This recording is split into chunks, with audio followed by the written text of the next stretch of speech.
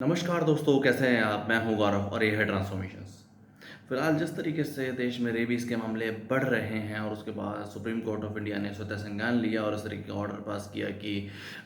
Delhi NCR के जितने भी आवारा कुत्ते हैं, स्ट्रे डॉग्स हैं, उनको शेल्टर होम में डाल दिया जाए और आगे चल के ये जो ड्राइव है पूरे पैन इंडिया बेसिस पे किया जाए और जो एनिमल बर्थ कंट्रोल है, स्टरलाइजेशन, वैक्सीनेशन, उन सबको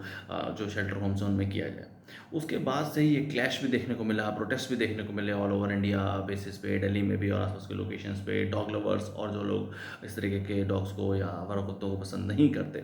ऐसे में हमें गोवा से एग्जांपल लेने की बहुत ज़्यादा ज़रूरत है। गोवा में भी इस तरीके के काफ़ी ज़्यादा मामले थे। ये बात है 2014 की, 2014 की, और 2014 में ही लगभग 17 लोगों की डेथ हुई गोवा में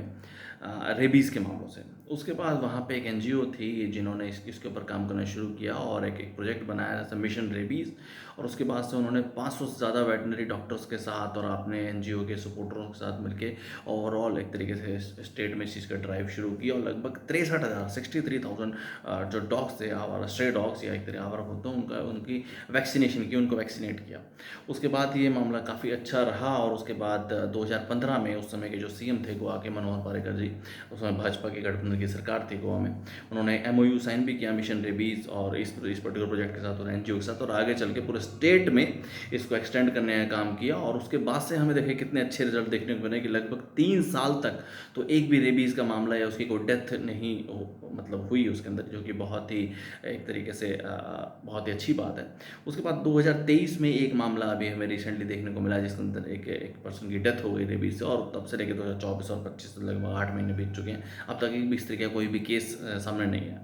तो ऑल्दो जो गोवा है उसकी एक बाउंड्रीज़ भी हैं महाराष्ट्र और कर्नाटक के साथ, तो काफ़ी बार ऐसा भी होता है कि आसपास के जो लोकेशंस के स्ट्रे डॉग्स हैं वो गोवा में आ जाते हैं। बट जितने भी यहाँ पे एनजीओज़ हैं या जितनी भी सरकार उसको प्रॉपर ड्राइव चलाती है, एबीसी की जिसको हम बोलते भी हैं, एनुअल बर्थ कंट्रोल, और उसके तहत एक आसपास की जो लोकल ऑर्गेनाइजेशंस हैं, एनजीओज़ हैं, गवर्नमेंट सपोर्ट है, लोकल वेटनरी डॉक्टर्स हैं, वो इस तरीके से इस पे फोकस रखते हैं कि सारे के सारे स्ट्रे डॉग्स का वैक्सीनेशन और स्टरलाइजेशन प्रॉपर तरीके से हो, ताकि किसी की भी डेथ ना हो रेबीज़ की वजह से, या अगर अगर किसी को कुत्ता काट भी लेता है और अगर